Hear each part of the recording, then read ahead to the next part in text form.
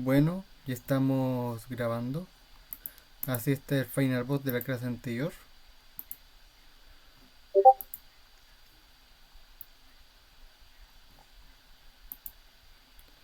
Escritorio. En descargas debería tener el ejercicio clase número 2. Voy a abrir por mientras.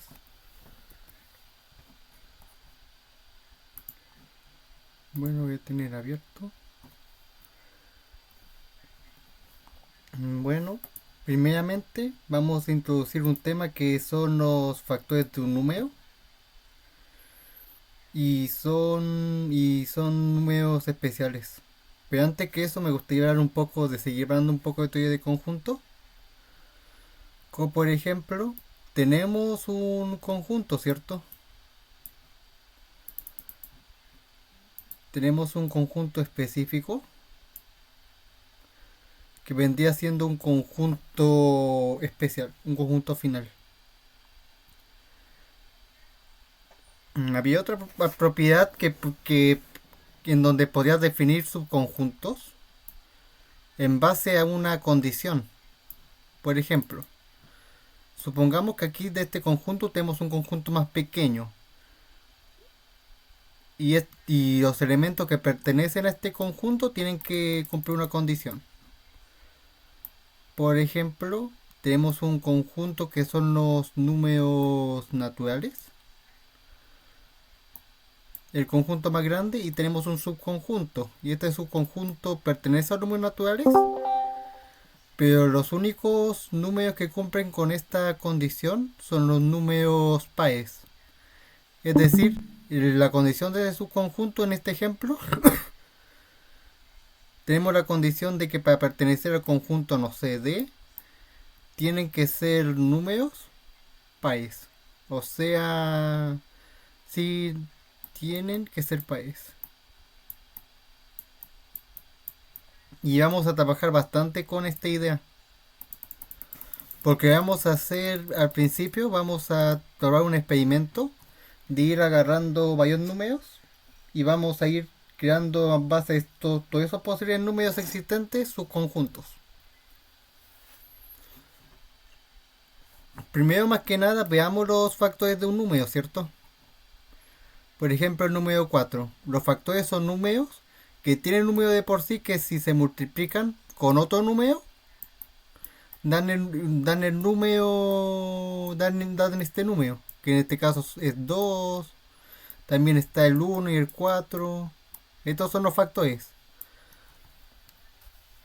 que son números que multiplicados, que números enteros, ojo que tienen que ser enteros, no pueden ser decimales, que multiplicados por otro número dan ese número. Y el tema es que esto lo podemos pensarlo como que estos números, que los factores tienen que cumplir con esa condición. Y no pueden ser cualquier número. Por ejemplo, si tenemos un conjunto como una caja grande, que son todos números naturales, el conjunto de los números de los números que son factores de 4 son pocos. Es un conjunto limitado dentro de los números naturales, dentro de los números enteros en este caso. Y esa es una forma de ir pensando el tema de los conjuntos. Pensando el tema de conjuntos para poder verlo mejor.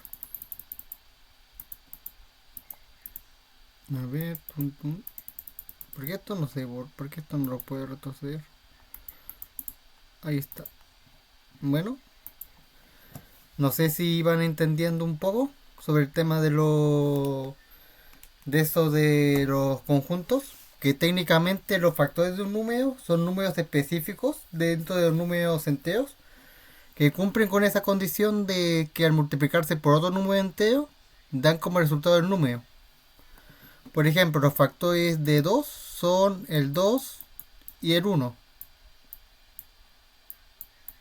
El 2 y 2 y 1. Porque estos dos números, por ejemplo, porque el 2 al multiplicarse por 1 da 2 y el 1 al multiplicarse por 2 da 2. Y también está el 4 que había aumentado, que tiene como números, como factores el uno, el 2 y el 4. Porque 4 por uno y uno por 4 nos da 4 y 2 multiplicado por sí mismo también da 4.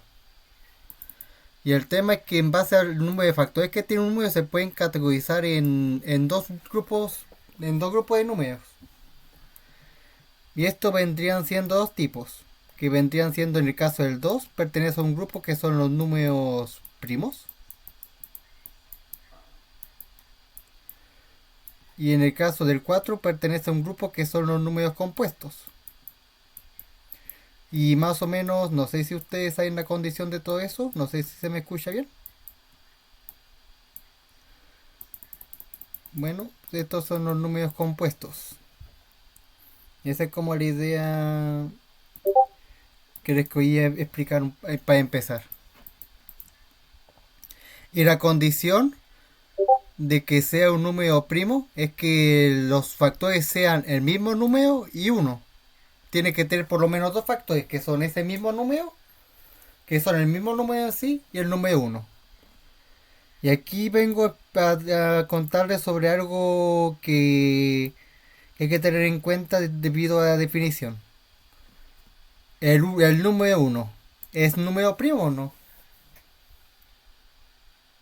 Tiene que tener, porque tienen que tener mínimo dos factores, dos números posibles, que al multiplicarse por otro número, que sean naturales, en este caso estamos tomando números naturales, para la definición, tienen que dar uno.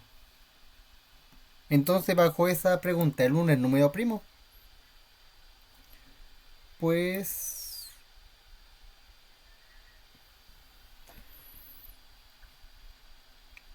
no es, porque tiene que tener por lo menos dos factores asociados al número. Y si tiene dos factores o más, estamos hablando de un caso que es un caso bastante más general, que cumplen más números, que son el tema de ser números compuestos. Los compuestos.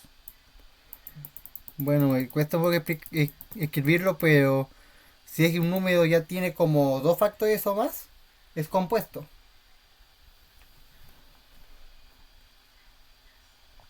Y la condición para ser compuesto, para pensarlo más rápido, que tiene que haber un número diferente a uno y a diferente al mismo número en sí.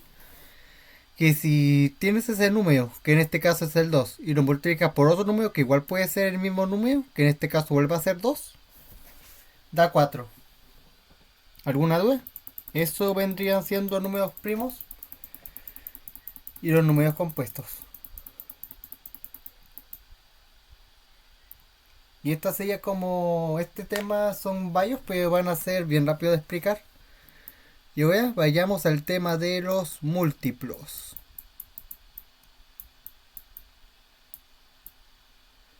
Que simplemente el múltiplo de un número es igual los múltiplos de un número son los números que tienen como factor este número multiplicado por cualquier otro número, que por el caso podría ser un k. Es decir, los múltiplos de 3 siempre tienen como factor al 3 más otro número. No sé si lo pueden explicar. Y k puede ser en cualquier número perteneciente a los números, en este caso enteros o naturales, porque igual pueden ver múltiplos negativos. Pero si cumple eso de que tiene el factor 3 dentro, se puede componer de esta forma por 3 más otro número, significa que es múltiplo, mientras los números sean enteros, que no sean decimales. Por ejemplo, bajo esta misma pregunta, ¿el 7 es múltiplo de 3 o no? ¿Me lo podrían explicar por qué bajo la lógica que les mostré anteriormente?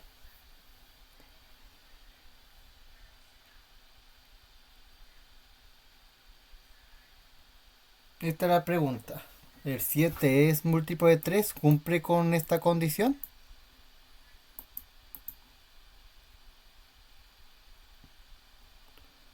¿O no? Que 3k igual a 7 se cumple y que k es un número entero. Esa es la pregunta que estoy haciendo un poco. No lo es.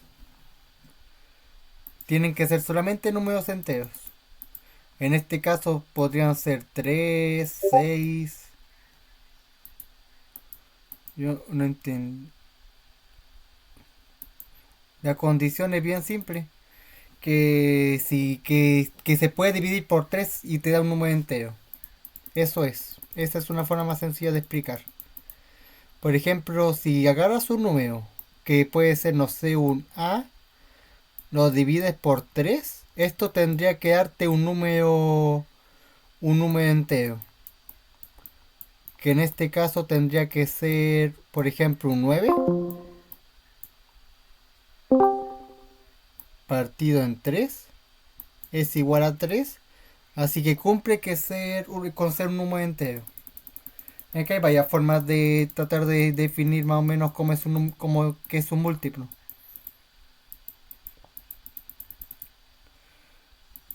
Y el tema es que el múltiplo es un tema igual que a veces hay que tener en cuenta.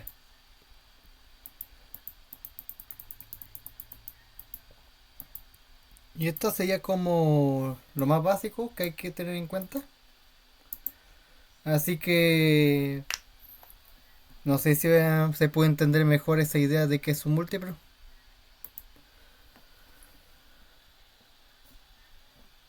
Primero vamos a tratar de hacer unos pequeños ejercicios para tratar de buscarlos simplemente entendiendo que es un factor, ¿cómo decirlo? Los factores de un número. Así que aquí voy a compartir una hojita de la hojita de ejercicios que voy generando. Que estoy creando. Aquí está.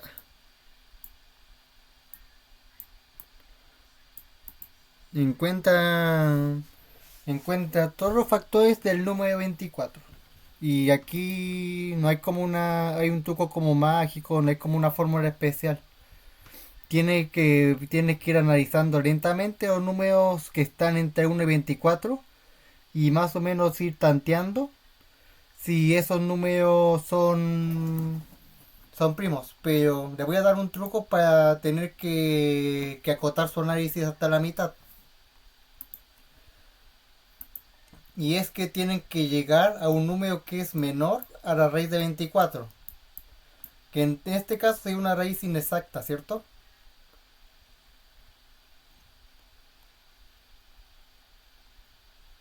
Pero si es de una raíz inexacta, que en este caso sería como 4, y algo, simplemente consideran, truncan el valor y saben que tienen que llegar hasta ese valor para hacer los datos. Y así pueden ir sacando rápidamente los divisores del número. De hecho hay un algoritmo en programación que en donde hay que ir comparando números hasta para verificar si un número es primo. Y tan solo hacer el análisis buscando factores hasta el número 20, hasta la raíz de un número. Y eso es más efectivo. Porque y podemos comprobar ahora mismo.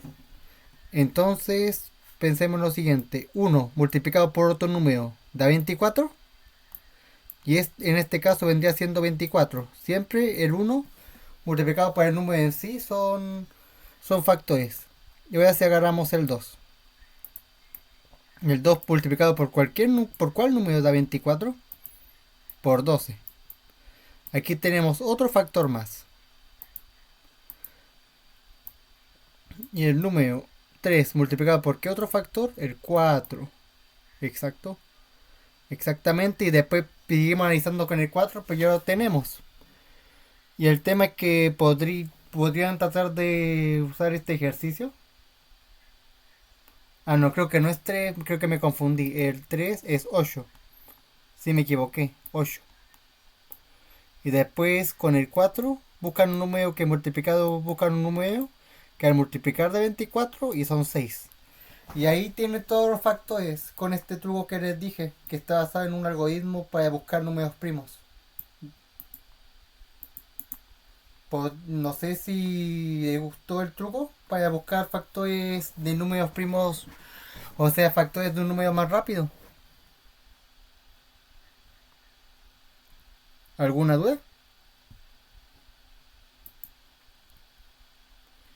Y es que lógicamente vas a llegar a la raíz de 24 por la raíz de 24 a dos números, y si y ya tendrías la igualdad, tendrías la raíz. Si al buscar números menores van a salirte números mayores. Así que tan solo llegas a estos números y hasta llegar hasta el número 24, ya al instante vas obteniendo como los complementos que te dan el número. Esa es como la lógica de esta técnica para encontrar factores más rápidos.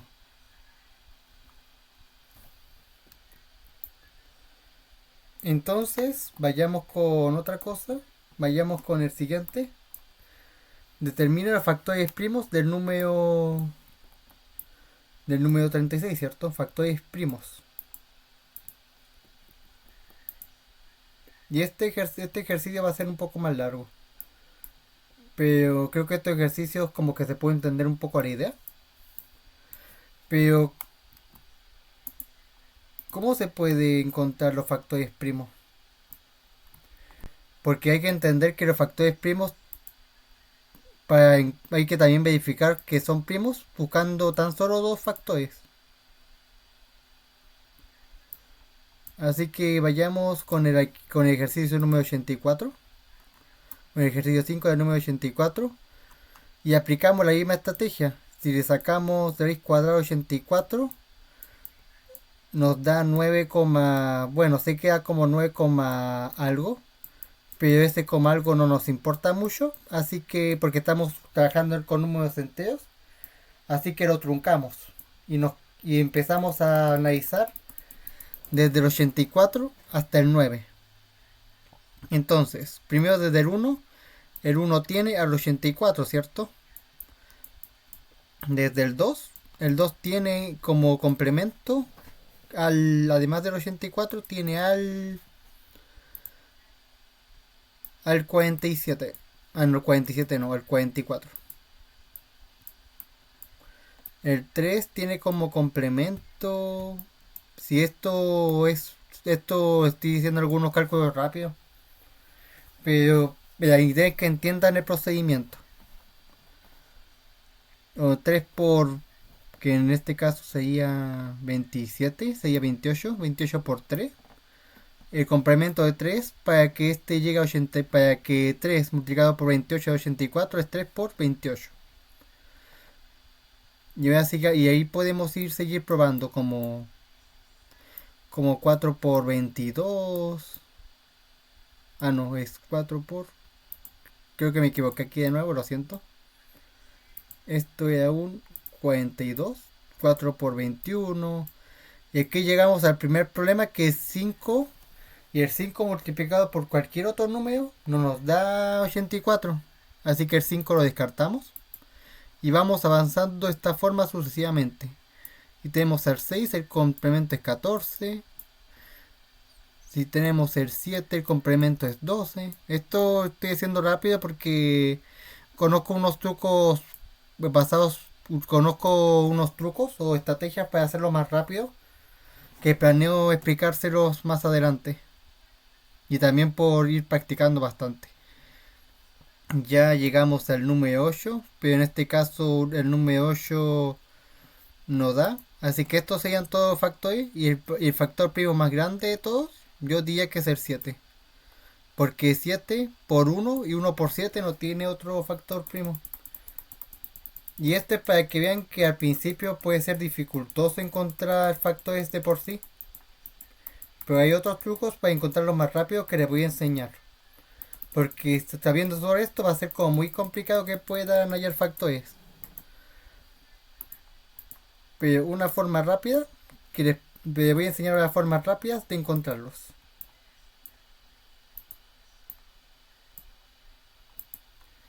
¿Alguna duda?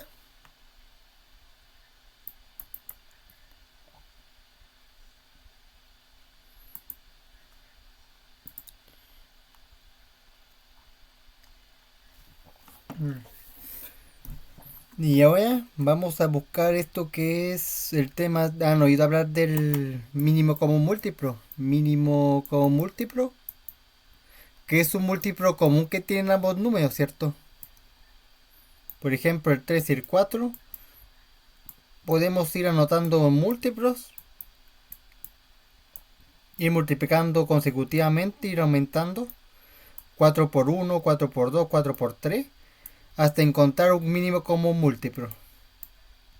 Y el primero que concuerda de esta serie es el mínimo común múltiplo.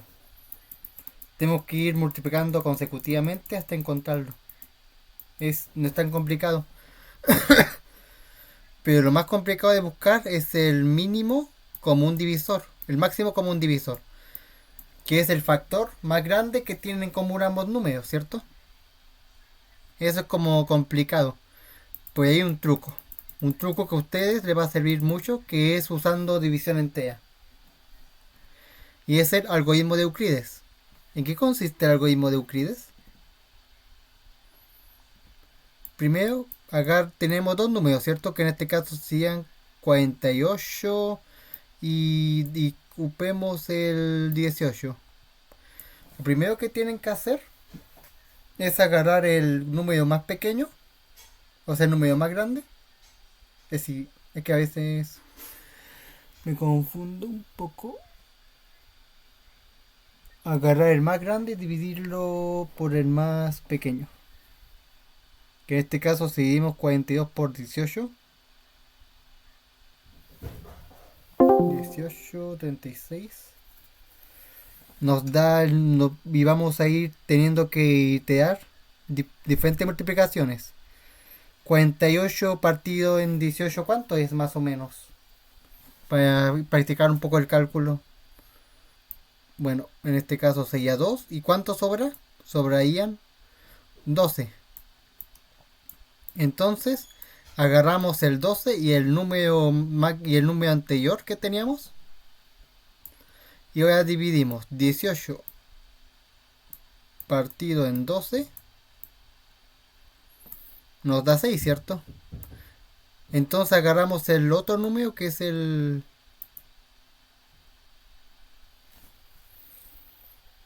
Entonces ahora agarramos los otros números que quedan, que vendrían siendo después del 18. Ahora tenemos que usar el 12, ¿cierto?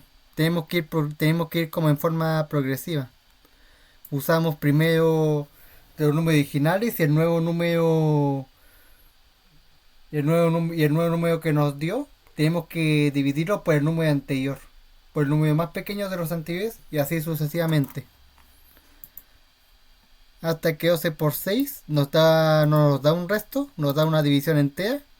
Así que esto significa el número 6 según el algoritmo de Euclides. No estoy seguro si se llama, creo que es Euclides, sí. Como a veces se me van un poco los nombres, el algoritmo de Euclides. 6 es el factor más grande, el máximo común divisor.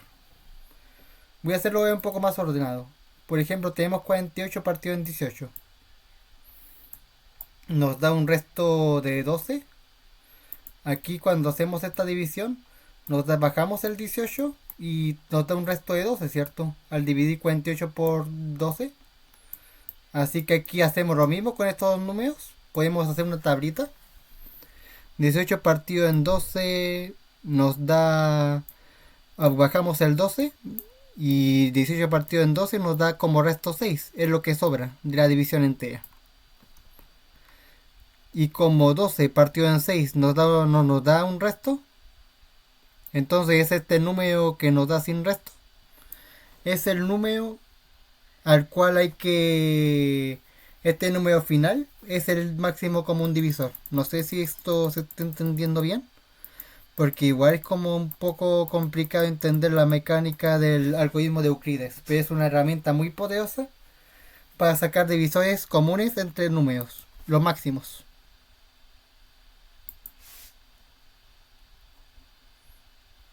Así que, no sé, sigamos avanzando. Si es que se entendió bien la idea. Y con esto pueden encontrar factores comunes más rápido.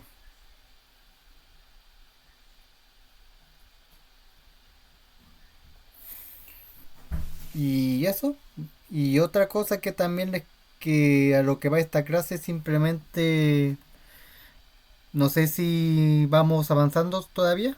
Avancemos con otro tema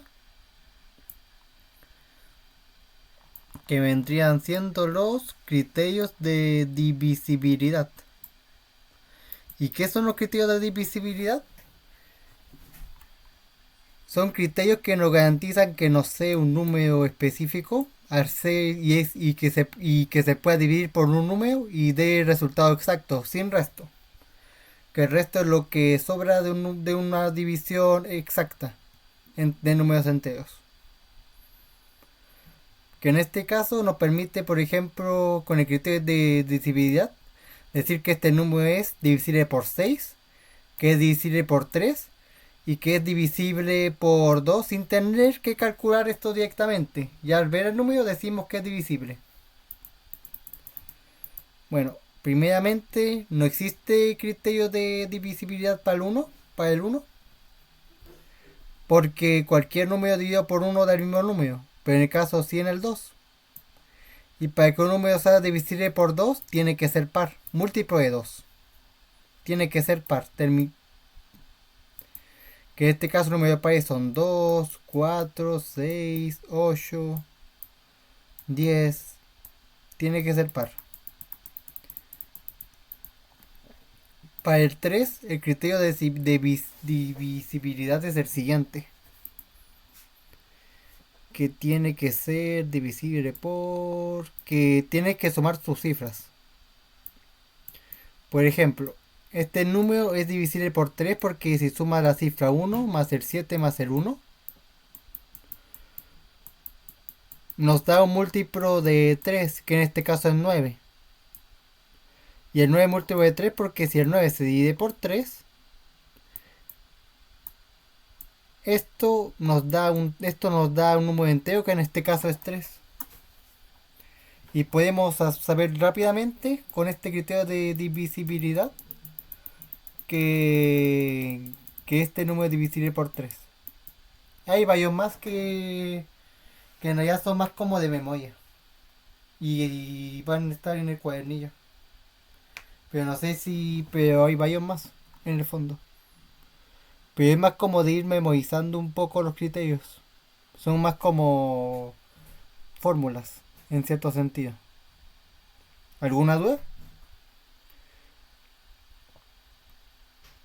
También está el del 6. Y la condición de que un número sea divisible por 2 es que, o sea, por 6, que sea divisible por 2 y por 3. Si un número cumple la condición de ser divisible por 2 y ser divisible por 3, ese número es divisible por 6. Hay varios más, pero estos son como los más importantes. El del 1, el del 2, el del 3, el del 5, el del 6. Y otra cosa es que, por ejemplo, si un número es divisible por 5, tenemos que fijarnos en su última cifra. Si esta cifra es 5 o 0, entonces es divisible por 5. Y obviamente esto es algo más obvio, pero si un número tiene que ser divisible por 10, si su última cifra es un 0, si pasa esto es divisible por 10. ¿Alguna duda? Estoy atento a sus comentarios. Bueno, entonces vamos avanzando bien. Así que vamos a ir a lo que vendría haciendo a revisar otros ejercicios más.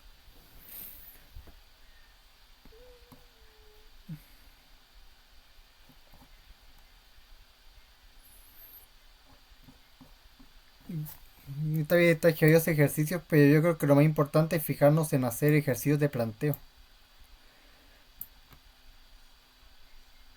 Yo creo que vamos a saltarnos rápidamente a los algoritmos de Euclides.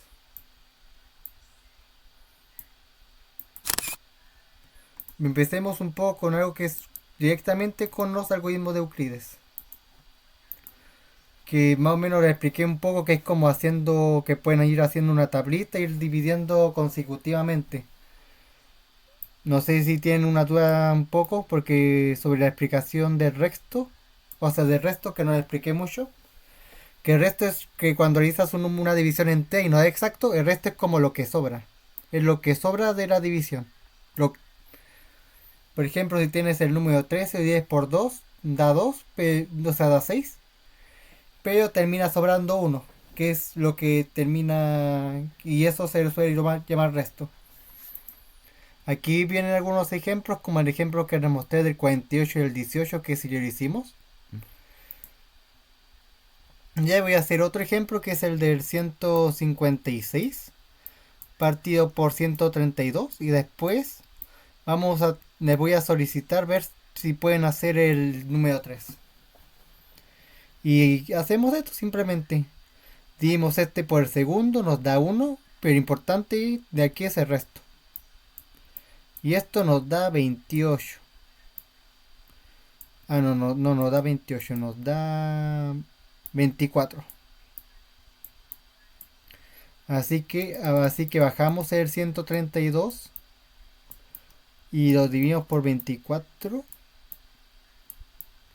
Y esto nos da el número. Y esto, si seguimos avanzando, nos da. Voy a borrar un poco esto. O sea, esto de acá. Porque nos va a faltar un poco de espacio. Pues esto va a terminar. Pues vamos a sacar el factor rápido. Y esto nos bajamos el 24. Y 132 partido por 24 nos da como resto el número 12. Porque 120 partido en 24 son 5 justos. Y eso es la división normal. Pero 12 pero el 132 es 12 veces más grande. Así que 12 veces más. 12, o sea, no 12 veces más grande. El número aumentado en 12. Así que lo que sobrelleve 132 partido en 24 serían 12. Y aquí hacemos lo siguiente. 24 partido en 12. No nos da ningún resto. Así que el máximo común divisor lo tenemos acá. El 12. Porque 24 partido en 12 da 2 exacto. ¿Alguna duda?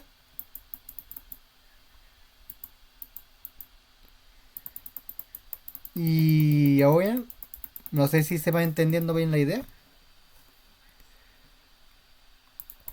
Y más o menos, lo único malo es que no pude conseguir tantos ejercicios PAES sobre esta materia en específico porque todo el resto de materias PAES se aplican en otros temas más avanzados que tienen que ver con, o sea, no más avanzados, pero que tienen que ver con geometría, con álgebra, se suelen aplicar bastante estos temas. Esto no hay un problema específico de la PAES que te diga calcula el máximo como un divisor o calcula el mínimo como múltiplo, pero es muy aplicable en el resto de cosas que vienen. Para trabajar más fácil con las fracciones, más fáciles, más fácil con las fracciones en general.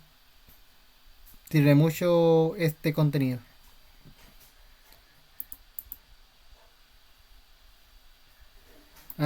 Y más o menos qué parte no entendiste muy bien. El algoritmo de Euclides, ¿cierto? Que eso es como, por eso él preguntaba sobre lo del 24. Ah, sí, sobre el ejercicio. Vamos a hacerlo más ordenado. Tenemos el 156 partido por 132. Dividimos 156 partido por 32. Nos da como resultado. Nos da. El resultado final no importa tanto. Lo que importa es el resto que tenemos. Nos da 1, pero tenemos el resto como 24. 24 es lo que vendría sobrando de la división. Porque si tenemos 132 partido por 132 da uno justo. Pero como 156 es igual a. Es como 24.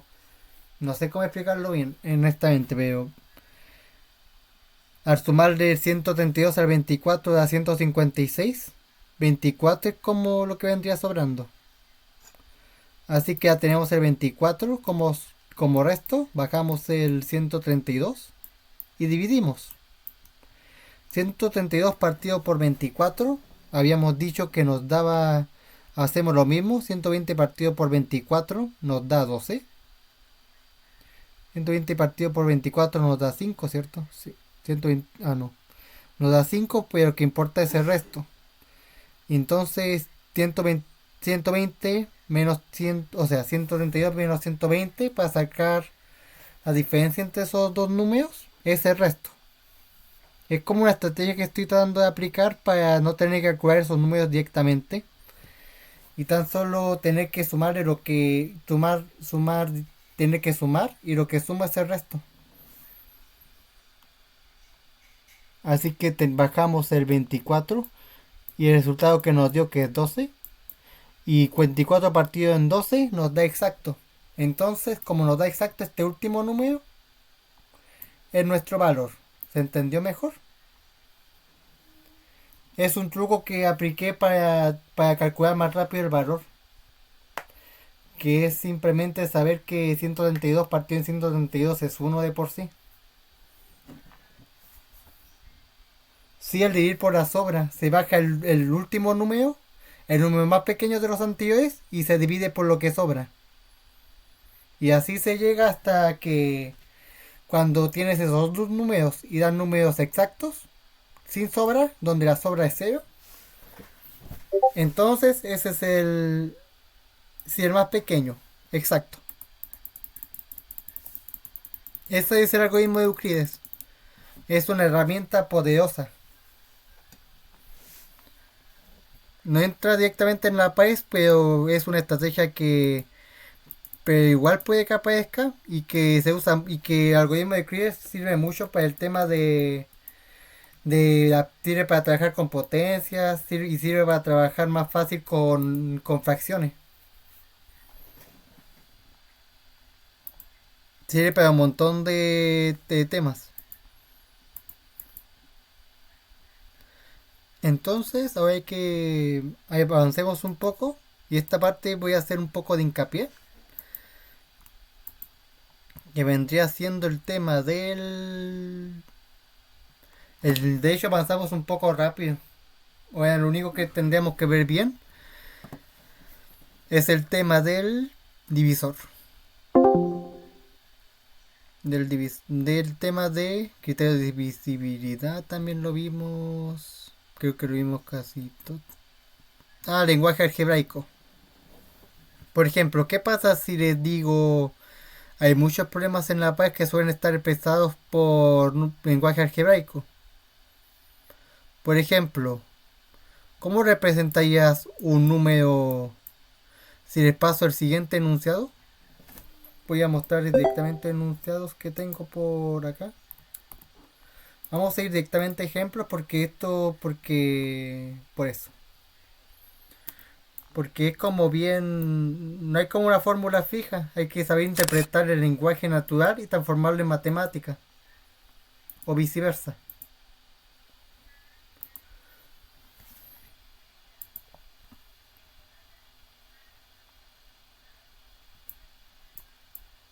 Por ejemplo, expresa en el lenguaje algebraico el doble de un número aumentado en 5. Normalmente para empezar un número desconocido se usa una letra. ¿Y cuánto es el doble de un número? Es el número multiplicado en 2. Pero esto es aumentado en 5.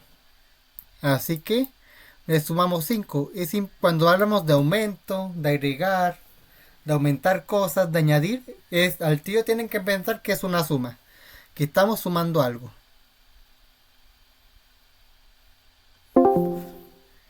Eso es lo que tienen que pensar un poco.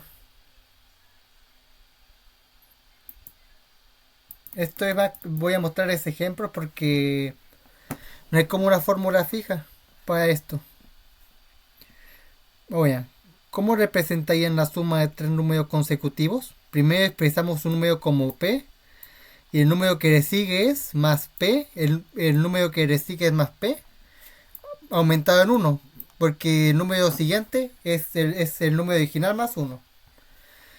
Aquí podemos expresarlo como el P más 1, que es el número que le sigue, y el número que le sigue al p más 1 es 1. Y esto lo podemos ir juntando. P más P más P lo ponemos lo terminamos en 3P más 3. No hay como una fórmula fija para esto, honestamente. Eh, hay que saber convertir el lenguaje natural en lenguaje algebraico, en cierta forma.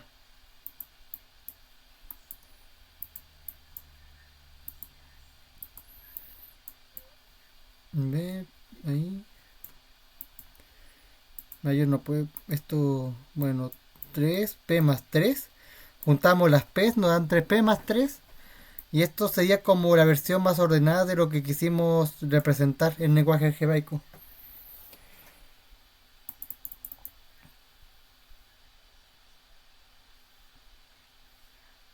El doble de un número.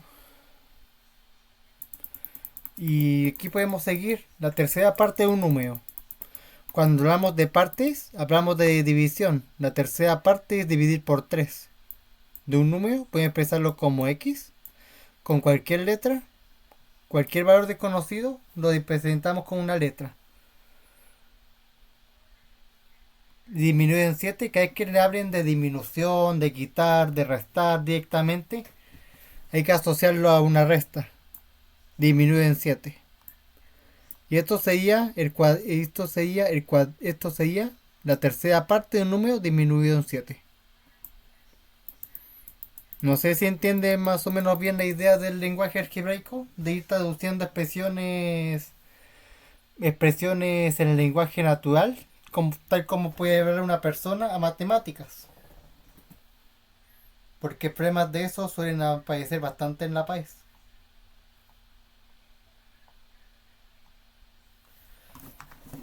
Cuando hablamos, por ejemplo, del triple de un número, el cuádruple de un número, todo eso es lenguaje algebraico. ¿Tienen duda con eso?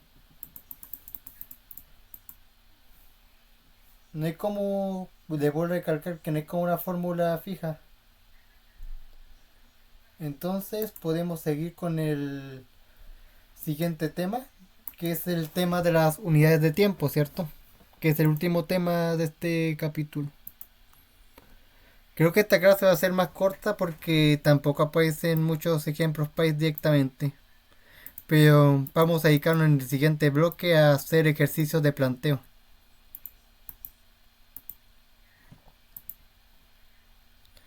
Vamos a explicar un poco. Por ejemplo, ustedes saben que lo típico. ¿A cuántos minutos equivale un segundo? En unidades de tiempo. Primero partamos con la unidad más fundamental, que es el segundo. El segundo. Para ver su equivalencia. ¿Cómo saben que un minuto son 60 segundos? Vamos a representar que, por ejemplo, un minuto son 60 segundos, ¿cierto? Y una hora son 60 minutos. Entonces aquí voy a hacer una pregunta. ¿Cuántos segundos son una hora? ¿Alguna pregunta?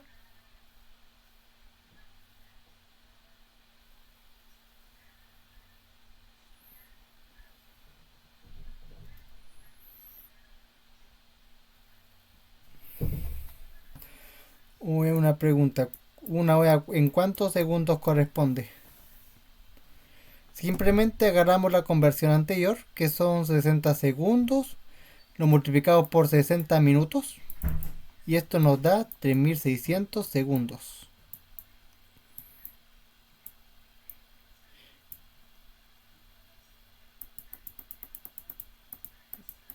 Y existen muchos más, como por ejemplo, hay más conversiones que tienen que aplicar el mismo método, en donde un día son, creo que estoy escribiendo, me cuesta escribir con el mouse, son 24 horas, y es un y lo típico, es como muy rudimentario.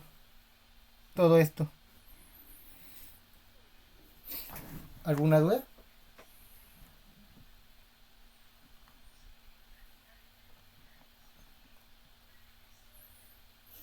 ¿Alguna duda?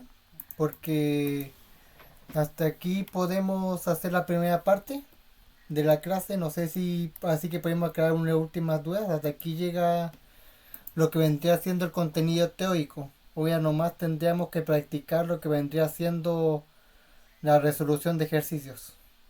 ¿Alguna duda? Para tratar de responderla a último momento. O sea, no a último momento, sino en la primera parte de la parte teórica. ¿Se está entendiendo bien?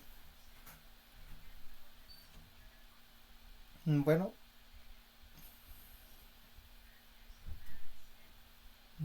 bueno. Entonces me gustaría ya podríamos hacer el primer break de la clase. Vamos a retornar como a las 8. Así que hasta aquí llega la primera parte de la clase. Después vamos a proseguir con la segunda parte. Volvemos como a las 8. A las 8 en punto voy a volver a conectarme.